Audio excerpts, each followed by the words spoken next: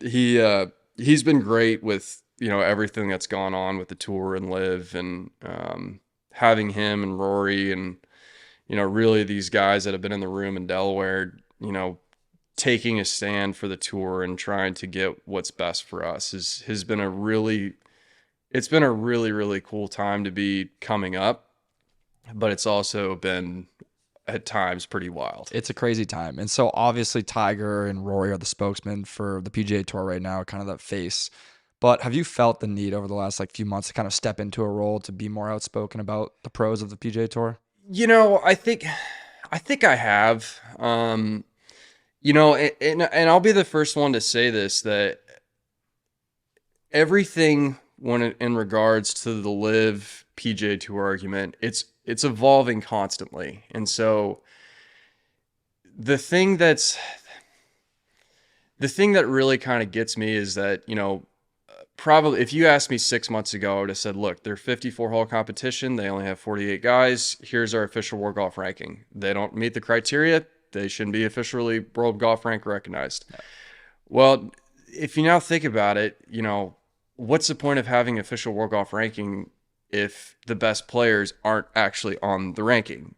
That defeats the purpose completely. So as much as I am pro PGA Tour, they should get world ranking points. Right. And the world ranking system needs to be fixed. I mean, there's a lot of issues with it. But the thing that I try to tell people is that, PGA Tour is about legacy, and you are an independent contractor. But to be a part of the PGA Tour, all we ask is basically, it's almost like a code of conduct.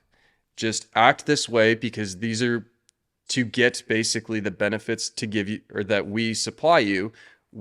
Here's our criteria. And a small subset had a massive problem with how it was run. And most of those guys have gone to live. And there are some things that the tour absolutely needs to do better, and we're fighting for it every day. But Greg Norman and his vendetta against the tour from the 90s, this is all right. Trust me, there's a lot of us on the PGA Tour side who have spoken a very harsh to a point where it seems like it's full on war. And we know that, hey, look, they have unbelievable funding. We're hearing stories right now about Ronaldo getting paid $211 million a year by. I mean, it's crazy. That's nuts. But the whole point that I have behind this is that, do you really want to go and side with, specifically with Greg, who his whole job is to ruin the PGA Tour? And he obviously is promoting LIV, but we're trying to fix this for the players and for the top players. Because in reality, the top guys, if you reward the top guys, those guys bring the most value. Top guys get paid more. Now the middle guys get paid more. This is just how it works. It's how it's worked in every sport. And so, the higher up you go with guys in contracts, the higher the minimum is. It is what it is. And so I think there is a middle ground, but the rhetoric right now, I think we're coming to terms with that. We need to be more softer and more welcoming. Mm-hmm. Now, does that mean that we want to promote them? Absolutely not.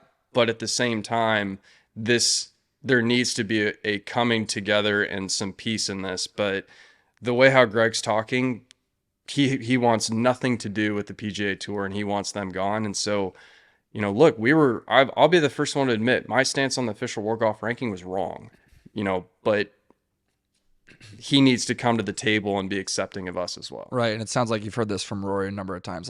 There will be no collaboration between the tour and LIV until Greg is kind of out of that seat. And we've said this for a while. I mean, look, he's got a vendetta against the tour. I mean, that's just what happened in the 90s and the lawsuits and all that, and now,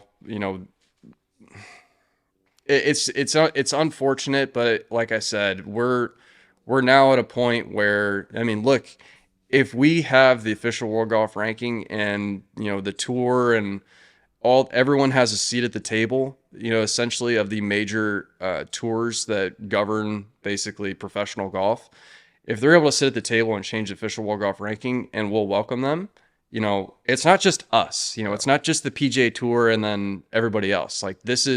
Look, there were 7 guys that were in the top 25 playing in Dubai, and then 0 at Sea Island, and Sea Island got more points than the guys in Dubai. That makes no sense. So that's why things need to change. If they have 7 out of the top 25 in the world on LIV, they should get points. Right. That's just how it should be. But Yeah. the rhetoric needs to be softer. And the LIV is never going to be able to emulate a major, like being at Augusta or being at the US Open. Like, I'm never going to tune in on a Sunday to watch the LIV and like who's in contention, and like that will never happen. And you can't replace that being on the PGA Tour. No, I mean, the one thing that scares me is some of the rhetoric that they've had about, hey, we'll create our own majors. The only thing that scares me is, look, everyone's got a number. Yeah. I mean, I think they offered Tiger $1 billion. And yeah, they offered me a contract. They've offered everybody pretty much in the top 50 a contract, and it's tempting. But like I said, there's no amount of money that could take me away from majors. Yep. And if I'm able to play in majors, then, like I said, my allegiance has been with the PGA Tour, but at the same time, I'm going to go where the best players go. Right. That's everyone's point of view. That's everyone's point of view. And it is life-changing money. You probably have a few friends that have gone to the LIV Tour and like have made their bag and have saved or done things for their family's life that they couldn't do on the PGA Tour. I think the big difference in this, though, and their numbers are starting. I mean, look, they're saying DJ made $38 million last year on the golf course. Yeah. Rory made 45. Okay, well, his guaranteed money that DJ had got for going obviously blows it out of the water. But if you kind of look at the middle guys that are on tour, if they were to go, they would make more money staying on tour. Yeah. That's just a fact, because if you become vested with the tour, our retirement's incredible. And so the only difference, though, is that you have to be vested and have to get to that point, and then obviously wait it out until you're 50 to let your money grow, and then it becomes more. So if you want to take the guarantee because there's no guarantee, I mean, I get it. And that's why, I have plenty of friends that have gone, and they know my stance is very pro PGA Tour, but it's like the example I give them is, it's like, I'm not going to tell you how to raise your kids, and you're not going to tell me how to raise mine. So that's kind of like, it's your life decision. It's for you and your family. Like, I get it. 100%. So wrapping up LIV talk, but what are you so excited about for the PGA Tour in the next decade? I think the big thing for us is that, we ran 47 tournaments last year, and 2 of them had the top 25, had all of the top 25. We're now pushing in the direction where we're looking at closer to like the 12 to 15 category, which on top of that, also having an actual off season is going to be very nice, because we haven't had an off season, and I guess it's been since 2009 or whatever. I think having an off season for one, but being able to have the top guys show up more and more and more, this is what F1 does so well. If they have 24 races, Lewis Hamilton's going to be at 24 unless he randomly is injured or something happened out of his control.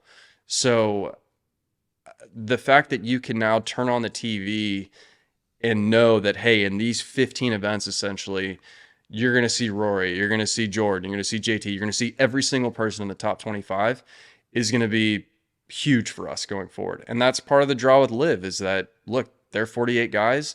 Phil's going to be there every time. DJ's going to be there every time. Cam Smith's going to be there every time. So, we needed to do a better job, because the product got watered down, because we had been trying to build more and more events and become, golf on 24/7 year round type thing. And look, that's just not sustainable. I mean, at some point in time, you're going to lose focus. And so I think for us going forward, having this new leadership, the new leadership in terms of the top players being able to have more say, is pretty exciting. Yeah, and I think if the LIV is good for anything, I don't know if it's growing the game of golf, but it's helping the PGA Tour reevaluate kind of what's been wrong with their model. Oh, huge. I mean, it's absolutely, and look, what some of these guys have said, like, hey, without LIV, without us, essentially, the PGA Tour would have made these changes. I'm like, yeah, you're right. I don't have a problem with that, that argument at all. I mean, now it's taken LIV and 22 guys meeting in a room in Delaware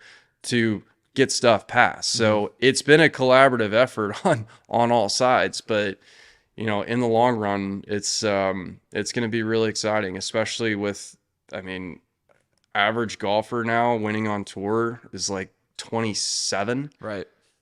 What do So you just turned 26? yeah. Yeah. So I mean, it's crazy seeing, basically these kids are coming out of college and there's a lot of interest in college golf and they're coming out and winning in 2, 3 years. I mean, Yeah. the only other guy that did that 25, 30 years ago was Tiger. Right. Yeah. No, it's cool to see. And you're only 26. Excited to see you in the next decade in the PGA Tour and compete and win these majors that we're talking about.